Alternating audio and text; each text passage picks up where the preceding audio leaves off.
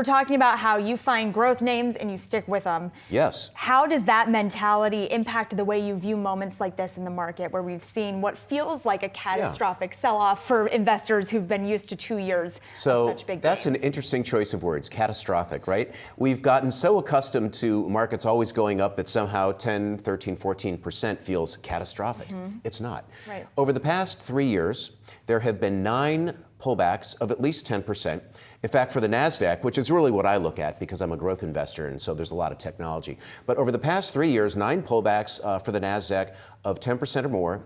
The average decline was 14%. Each turned out to be a wonderful buying opportunity. And you look at the current sell-off, the catastrophic sell-off, and we're down 14%. So in fact, not only is this not catastrophic, I would say it's right on par. And the current sell-off is probably the first of what will ultimately be 3 this year, because that's what markets do.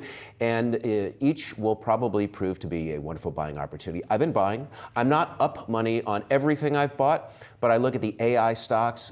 They've been decimated. Nvidia, the name we talk about all the time, at one point last week was cheaper than the S&P 500. Wow. Yeah, it went down to what, 102, 103? It was trading under 20 times earnings, whereas the S&P was trading at 20 and a half times earnings. So the selling, you could argue actually that one is catastrophic, unless you're a long-term investor, like I would imagine a lot of our viewers, and certainly as I am. And I look at that as an opportunity to add to some wonderful, wonderful companies. So talk to me about that kind of decision-making moment. If you see that the selling is going to continue, how do you decide when to buy and versus when to wait for it to go down even more? So there are 2 ways to think about buying a stock. There are 2 ways to do it. You can buy on the way up, or you can buy on the way down.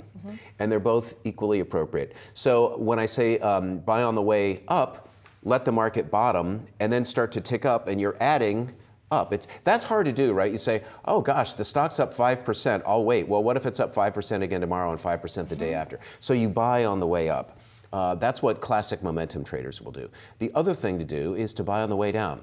You don't know where it's going to stop. However, when you start seeing a name like Nvidia, to just stay with that for a moment, when you see that trading cheaper than the S&P 500, I mean, that's when you say, come on, this is ridiculous. Or a Celestica trading, or Supermicro, 2 other AI names, trading in the mid-teens, 15 times earnings with, in the case of Celestica, 30 to 35% growth, or in the case of Supermicro, 60 to 70% growth, trading in the mid-teens. Come on, that's too cheap.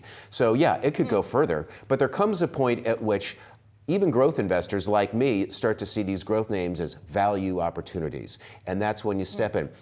Delta guided down because of some Q1 outages. They left the full year right where it was. That's trading at 6 times earnings. Delta, really? The best run airline in the country? So again, there are opportunities where you start to just sort of say, because you know the names, you know the numbers, yeah, that doesn't make sense, I should be buying it. I haven't heard you mention the macro, both from a Washington policy perspective and from the Federal Reserve policy perspective. You want to go there? I mean, how much does it impact your stock picking, if at all? Not a lot. And should it? Not a lot. I'd much rather, as a stock picker, I'd much rather find a theme that's important, right? I used to work for a wonderful guy. He was former vice chairman of Lehman Brothers many, many years ago. And he would ask a question of everyone he interviewed: how do you make the most amount of money on Wall Street? Yeah. And the answer that got you the job was find a theme and leverage it. AI. Big theme. We don't have to reinvent the wheel every day. We know that AI is really important. So we can find the AI companies or even themes within that leverage that theme.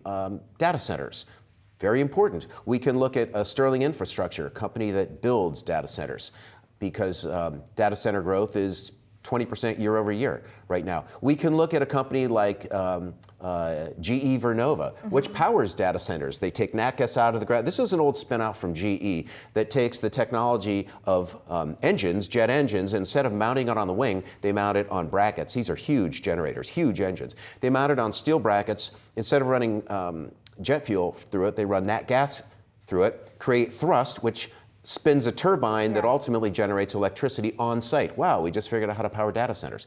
So, you know, you can talk about AI and then themes within AI like data centers and then ways to leverage that. So that's what I do. And what the Fed is doing has very little impact on my thought process for obvious reasons. Yes, interest rates are important, but you shouldn't be buying stocks because the Fed's going to cut rates. Yes, GDP is important because you don't want a recession. We're nowhere near a recession, by the way. So I'm focused much more on the fundamentals of these companies, trying to project cash flow over the next 2, 3, 4 years, because if I can get to some sort of cash flow growth and I can put a multiple on that cash flow, and then I can subsequently say, well, there's the pathway for the stock to double, triple, quadruple, fine, I'll buy it and I'll hold it through these cycles. All right.